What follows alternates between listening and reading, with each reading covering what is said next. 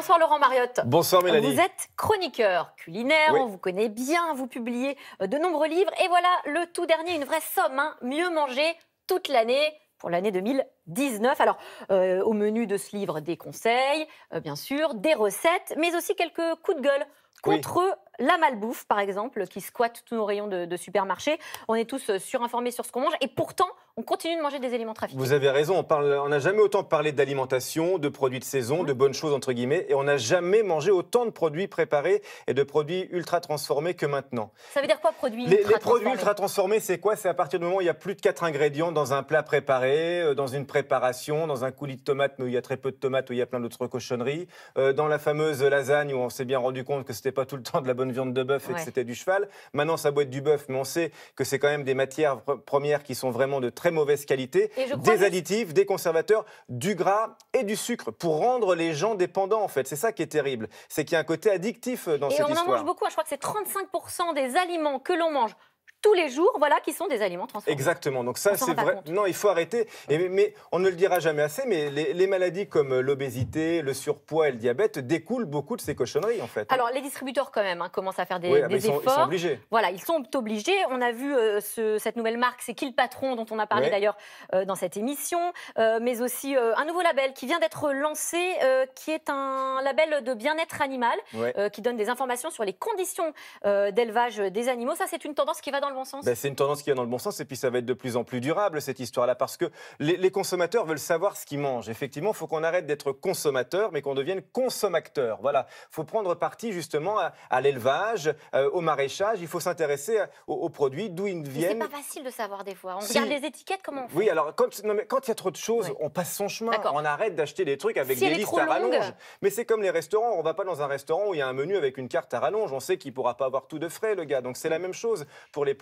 Et donc, vous dites qu'il faut aussi associer les enfants quand on fait de la cuisine, justement pour éviter la malbouffe. Mais pour éviter la malbouffe, il n'y a pas 36 solutions. Hein. Si on veut être vraiment honnête, c'est quoi? C'est de cuisiner. Donc oui, il faut associer les enfants parce que le goût, ça s'éduque, c'est dès le plus jeune âge. Il faut les emmener sur les marchés, il faut les mettre avec nous en cuisine, il faut faire des choses avec eux, il faut leur montrer que c'est magique, c'est de la transformation, c'est simple la cuisine. Vous rappelez quand même qu'il y a un enfant sur 4 qui ne sait pas avec quoi sont fabriquées les frites. Les frites, ils ne savent pas que c'est des pommes de terre. Les questions que se posent les enfants, c'est comment poussent les pâtes. Ils ne savent pas que ça vienne du blé pour faire de la semoule de blé dur, par exemple. Ils ne savent pas reconnaître un concombre d'une courgette. Les betteraves, c'est carré. C'est la phrase de Coluche, c'est le poisson, il est carré avec des œufs dans les coins. Donc on est encore à ça sur certaines populations, absolument. Ouais. Alors pour mieux manger, mieux vaut manger de saison. On le sait et pourtant, on a tendance à l'oublier.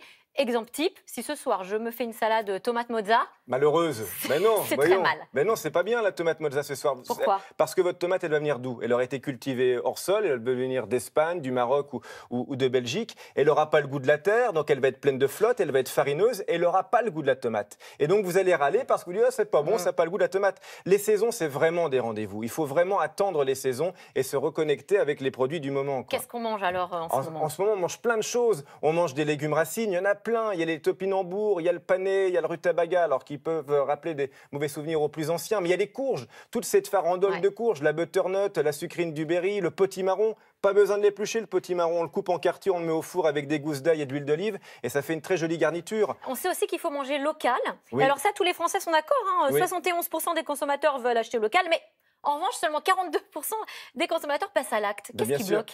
Parce que acheter local, il faut dire la vérité, c'est qu'il faut aller un petit peu picorer pour faire ses courses. On était trop habitués à aller faire ses courses au supermarché et à vouloir de tout le temps. C'est pour ça que vous disiez la tomate mozza, les produits de saison, on dit que c'est bien, mais on ne suit pas le mouvement. Il faut un petit peu se faire violence au début. Mais je vous promets que c'est une habitude, c'est un pli à prendre. Une fois qu'on a fait ce pli, c'est comme quand on arrête de vouloir de fumer, par exemple. Quand on s'est dit, voilà, je m'intéresse à ce que je mange. Mon carburant, c'est mon alimentation, je vais faire attention. Donc je vais picorer, je m'inscris dans une AMAP par exemple, une association pour le maintien de l'agriculture paysanne. Je vais un peu à la grande surface qui travaille aussi avec des producteurs locaux. Ils y viennent, les grands distributeurs. Cher, le local? Le local, c'est parfois un petit peu plus cher. L'AMAP, elle va vous garantir un panier avec des produits de saison, mais franchement, c'est un petit peu plus cher, mais on s'y retrouve. Et peut-être qu'on s'y retrouve justement, excusez-moi, je vous coupe, mais avec des techniques anti-gaspi. Parce que finalement, en vous lisant dans le livre, on arrive à faire des économies. Bien sûr, bien sûr. Comment on fait alors? On recycle déjà, on fait ce qu'on appelle aussi du batch cooking par exemple. C'est quoi du batch cooking? Le batch cooking, c'est très à la mode, vous savez, c'est-à-dire que ça consiste à cuisiner le week-end pour la semaine.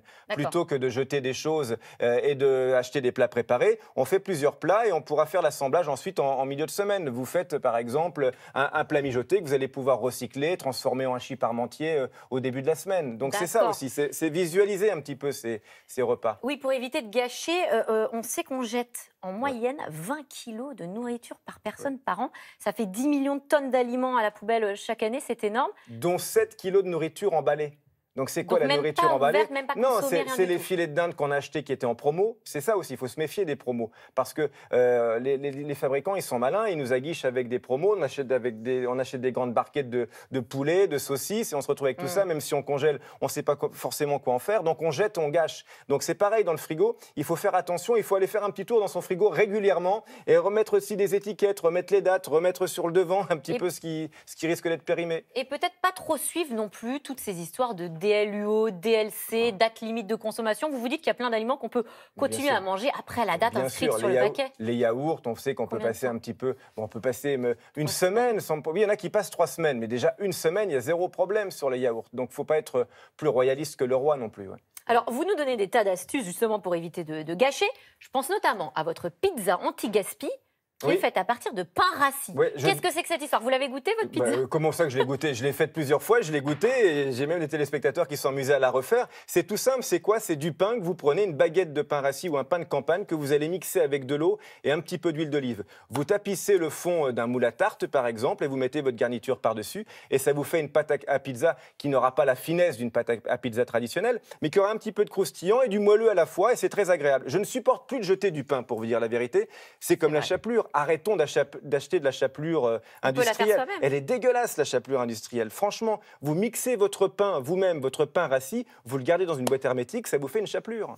Alors, on a l'impression que se mettre à la cuisine, c'est quand même toujours assez compliqué. En plus, on a plein d'émissions avec des apprentis futurs, grands chefs cuisiniers, avec des tonnes et des tonnes d'ustensiles. Vous vous dites, c'est tout le contraire, on n'a pas besoin de tant d'ustensiles que cela. Franchement, non. On a besoin de quoi, c'est vrai? D'un petit peu de temps. Mais ce temps, c'est du temps qu'on ne va pas passer devant la télé, pas devant son smartphone. Il faut se mettre dans la cuisine comme dans une bulle, en fait. C'est comme quand on décide de faire un sport.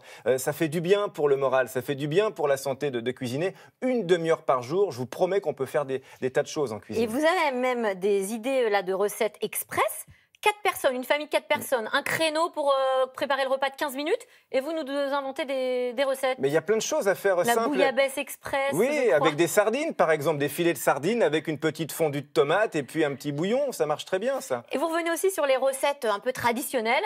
Et alors là, j'ai découvert que les pâtes à la carbonara, traditionnelles en Italie, ne se font pas avec de la crème. Pas de crème? Ah ben non, nous, en Italie, on ne met pas de crème.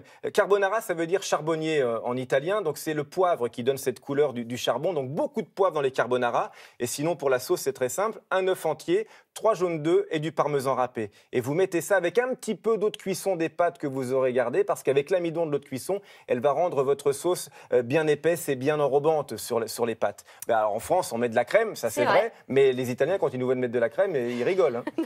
Alors pour l'avenir, on sait qu'il va falloir limiter notre consommation de viande. Je parle de la viande parce qu'on sait que l'élevage est en partie responsable des émissions de CO2 sur la planète.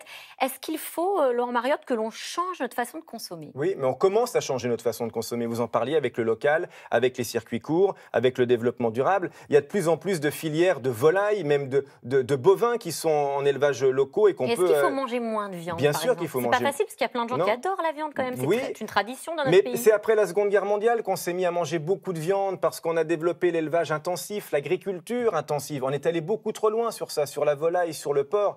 95% du cochon qui fait le jambon, c'est du cochon intensif. C'est pas possible. Ça n'a pas de goût, c'est pas bon. Donc on en mange moins. On en mange moins, mais de meilleure qualité. Et on se renseigne de comment elle est faite et d'où elle vient, surtout. Et on parle de plus en plus de viande de synthèse, de steak d'insectes. Ça, c'est réaliste? Ça commence. Pour l'instant, ça coûte une fortune. C'est pas du tout accessible. Et les insectes, on nous explique que ça prend moins de place et que c'est riche en protéines. Mais je pense que c'est une question de culture. Il va falloir encore plusieurs générations avant d'y arriver. Merci Laurent Mariotte. En attendant, on peut déguster de délicieux mets, grâce à votre livre. Mieux manger toute l'année. C'est dans l'air, c'est dans un instant. Ne bougez pas.